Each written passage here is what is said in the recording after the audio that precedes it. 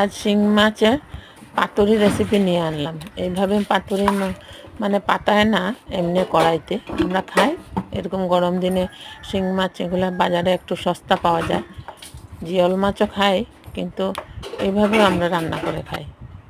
জানি না আপনারা খান কি না, আমরা কিন্তু খাই। গরমের দিনে প্রায় সময় নিয়ে আসে, আমরা এরকমই বানাই আমি। তার জন্য শিং মাছকে কেটে ভালো করে লবণ দিয়ে ধুয়ে 3-4 বার ধুয়ে রেখে তারপরে এগুলোকে ছোট ছোট টুকরা করলাম। ছোট টুকরা করলে লবণটা মশলাটা ভিতরে যায়, খেতে সুস্বাদুই লাগে। তারপর এদিকে আমি পেঁয়াজটা আমি দেখালাম না, এদিকে পেঁয়াজ, 2টা রসুন, একটু 4-5টা মরিচ দিলাম। বেশি মরিচ আমরা খাই না। মরিচ দিয়ে এটাকে পেস্ট করে নিয়ে এটাকে মেখে তারপর কাঁচা তেল দিয়ে এটা আমি মেখে কড়াইতে বসিয়ে দিলাম।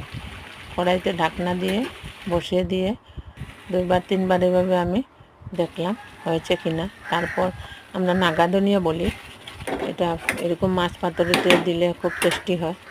নাগা ধনিয়াটা আমি কেটে দিয়ে তারপর আমি মাছের পাতুরিটা নামিয়ে নিলাম। আপনারা এইভাবে খেয়ে দেখবেন।